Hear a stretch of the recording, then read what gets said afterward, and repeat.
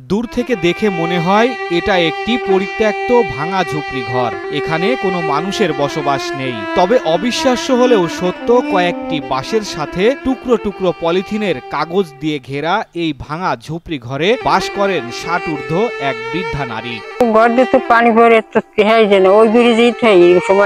স্বামী সন্তানহীন এক অসহায় জীবনযাপন করছেন রিজিয়া বেগম। এই অসহায় নারীর জীবন কাটছে অভাব আর কষ্টে। প্রায় এক যুগ আগে স্বামী মারা যায়, নেই কোনো সন্তান, তাই একাই কাটছে দিন। আমার স্বামী 10 বছরে মরে গেছে, কোনো মাইকুলা নাই। স্বামীর মৃত্যুর পর থেকে তিনি একাই রয়েছেন স্বামীর ভিটায়। বিধবা হয়েছেন 1 দশক আগে, অথচ এখনো পাননি বিধবা বা বয়স্ক ভাতা। নেই কোনো স্থায়ী আয়ের উৎস, নেই সরকারি সাহায্য কিংবা সমাজের তেমন সহযোগিতা। অতি কষ্টে দিন যাপন করলেও তার দুর্দশার খবর রাখেনি কেউ, এগিয়ে আসেনি কেউ।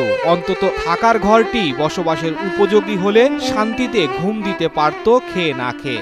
ভিডিও কাট পাইনি আসলে আমি মেম্বার তো কইছে ওইবে না কাইলে পশু হইবে, এখন এরা তো অর্ডার দিতে।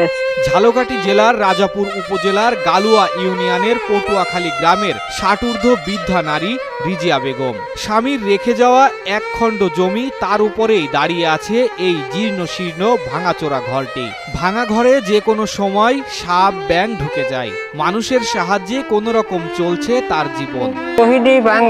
মাটিতে ঘুমাইয়ে পলিথিন লেগছে, এছাড়া আর কিছু আছে?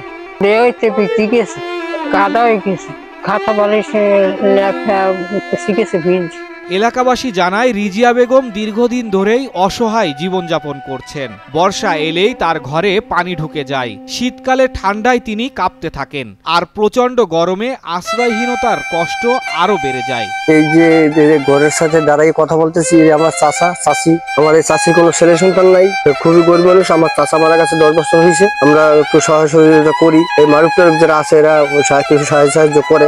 ঘর না থাকলে আমার সমস্যা, থাকতে সমস্যা, থাকা অন্য ঘরে থাকা লাগে, আমার ঘরে থাকা লাগে, পাশের বাড়ি গিয়ে থাকা লাগে, অন্য ঘরে থাকা লাগে, তারপর বিভিন্ন রকম সমস্যা। ঘর না থাকলে তো আমরা বলবো সবকিছু।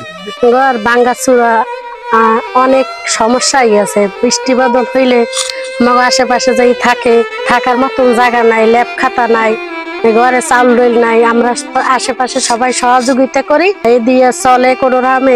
এমন অবস্থায় স্থানীয় প্রশাসন, মানবিক সংগঠন ও সমাজের বিত্তবানদের প্রতি অনুরোধ এই অসহায় নারীর পাশে দাঁড়ানোর জন্য। তার একটি নিরাপদ ঘর তৈরির ব্যবস্থা হলে অন্তত শান্তিতে বসবাস করতে পারতেন।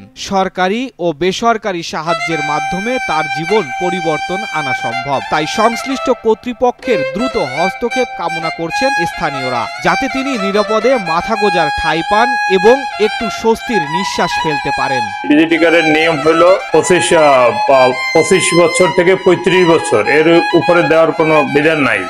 50 বছর এর উপরে দেওয়ার বিধান নাই, ওনার বয়স 50-এর বেশি হবে। রাজিয়া বেগমের যে আর্থিক দুরবস্থা, তার যে অত্যন্ত নিম্ন জীবনমানের বিষয়টা অবগত হয়েছি। দুর্যোগ ব্যবস্থাপনা মন্ত্রণালয় থেকে যে টিনের বরাদ্দ পেয়েছি, সেটা দিয়ে টিন ক্রয় প্রক্রিয়াধীন রয়েছে। ওই টিনগুলো হাতে পেলেই আমরা তার উপযুক্ত পরিমাণ টিন তাকে সরবরাহ করবো, যেন তিনি তার বসত বাড়িটি মেরামত করতে পারেন।